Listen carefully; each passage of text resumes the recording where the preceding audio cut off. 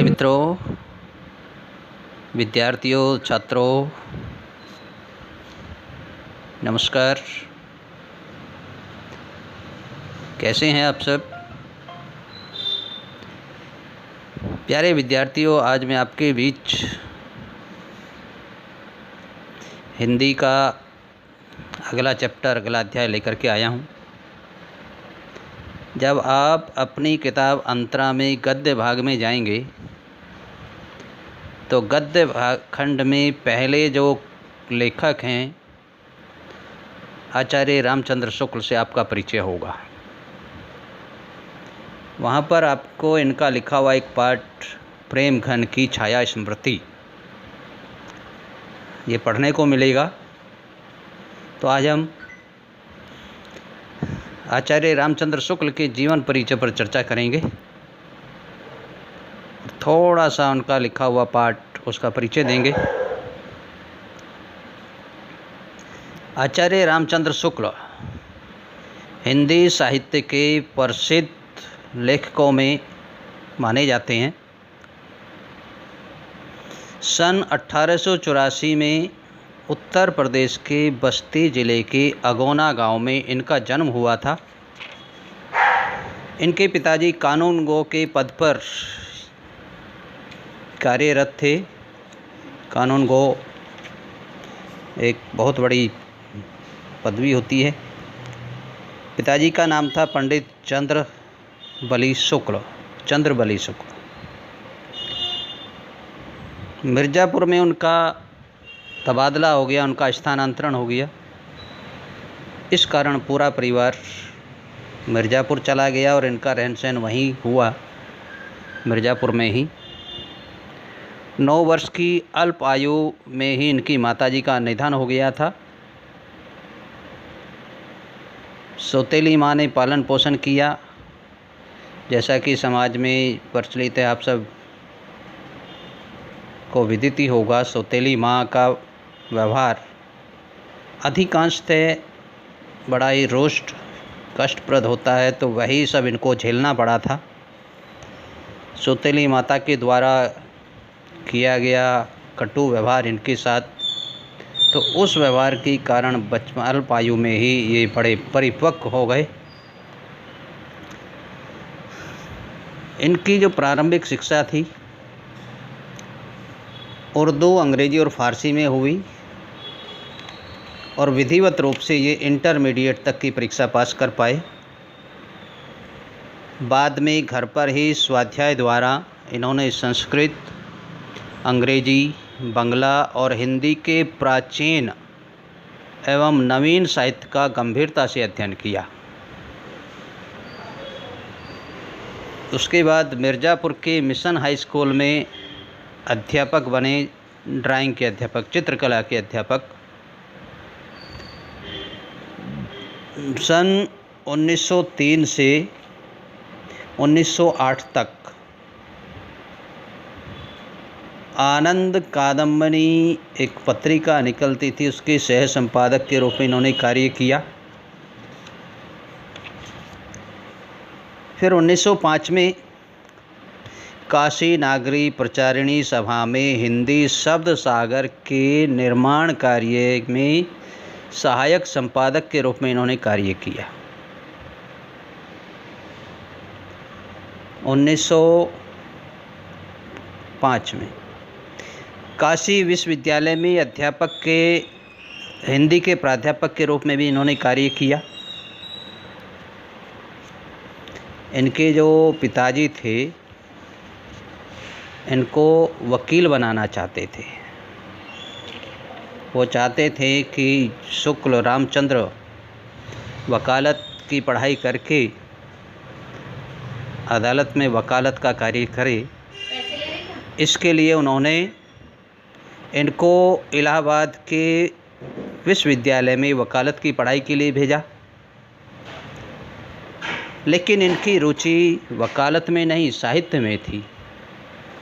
अतः ये अनुत्तीर्ण हो गए, वकालत की पढ़ाई पूरी नहीं कर पाए, क्योंकि इनका जो रुझान था, रुचि थी साहित्य की ओर थी। इसलिए ये साहित्य में जुड़े और साहित्य के कार्यों में लगे रहे। तो काशी विश्वविद्यालय में फिर हिंदी के प्राध्यापक बने। बाबू श्याम सुंदर दास उस समय वहाँ के हिंदी विभाग के अध्यक्ष हुआ करते थे, लेकिन उनके अवकाश ग्रहण के बाद रामचंद्र शुक्ल जी उस पद पर आसीन हुए, हिंदी विभाग के अध्यक्ष बन गए और इस पद पर कार्य करते करते ही सन 1941 को काशी में इनका निधन हो गया था। यही इनकी कर्मस्थली थी, काशी, वहीं रहे, वहीं पर इनका निधन हो गया। तो हिंदी साहित्य के प्रसिद्ध कवियों में, लेखकों में इनका, हिंदी साहित्य के उच्च कोटि के आलोचक रहे हैं, इतिहासकार रहे हैं और साहित्यिक चिंतक रहे हैं हमारे प्रसिद्ध लेखक।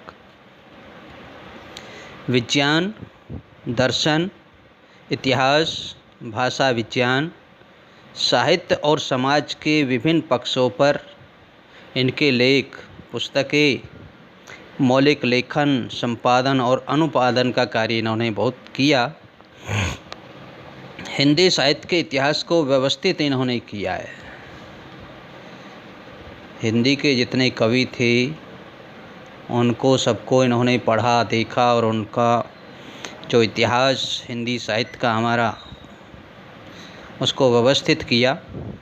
तो हिंदी साहित्य का इतिहास ये इनकी उच्च कोटि की रचना, उच्च कोटि का ग्रंथ माना जाता है।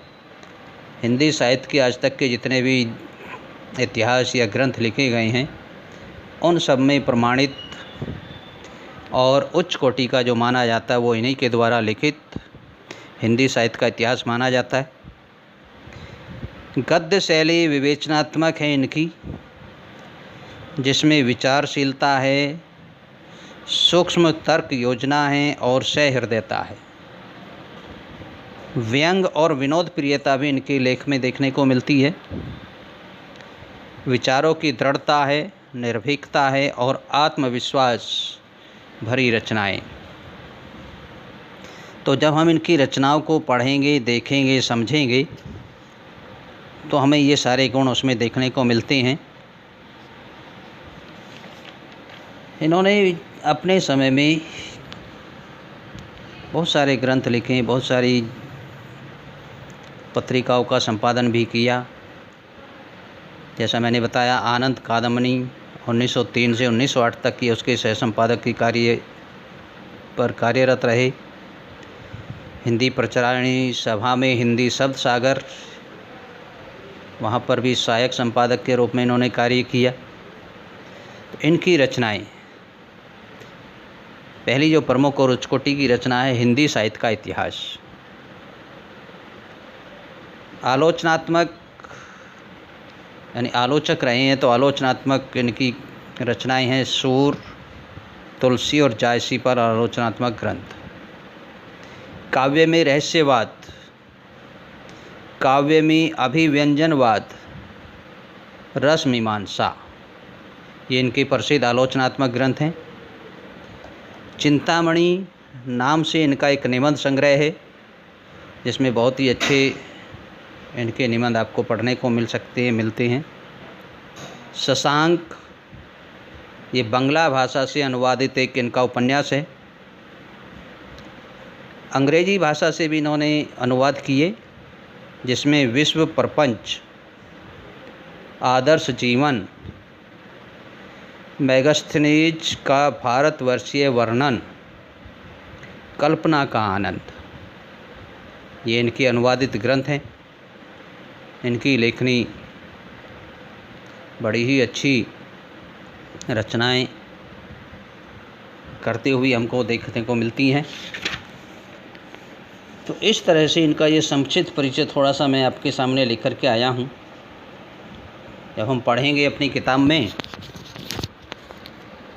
और समझेंगे तो इनका व्यक्तित्व कितना महान, कितना उच्च कोटि का रहा है, आप समझ जाएंगे। यहाँ इन्होंने एक पाठ लिखा है आपकी किताब में, प्रेम घन की छाया स्मृति। ये क्या है? एक निबंध है। और निबंध कैसा? संस्मरणात्मक निबंध।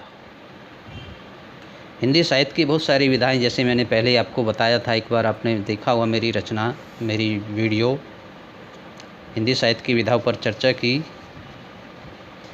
तो उसमें संस्मरणात्मक निबंध, संस्मरण, ये भी एक विधा है।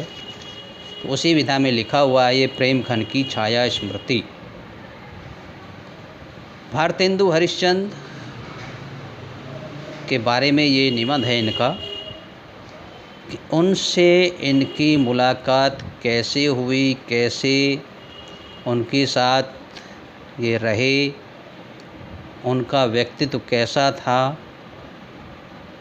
कैसे कैसे उनके प्रभाव से ये प्रभावित हुए, ये सारी चर्चा आप इस पाठ में पढ़ेंगे। इस पाठ की चर्चा हम अगले वीडियो में करेंगे। केवल इतना थोड़ा सा परिचय मैं दे रहा हूँ बस, कि प्रेम घन की छाया स्मृति जो हमारे प्रसिद्ध साहित्यकार या लेखक कहें भारतेंदु हरिश्चंद्र के बारे में है। तो प्यारे दोस्तों, प्यारे विद्यार्थियों, आज के लिए इतना ही। आचार्य रामचंद्र शुक्ल, इनको पढ़ेंगे, समझेंगे। बड़ा अच्छा इनका व्यक्तित्व रहा है, इनका लेख, इनके निबंध बहुत ही विचारणीय, विवरणात्मक और अच्छे हैं। तो पढ़ें, समझें और मनन करें। फिर आगे अगली वीडियो में हम लेकर के आ रहे हैं इनका पाठ, प्रेम घन की छाया स्मृति। आज केवल इतना ही।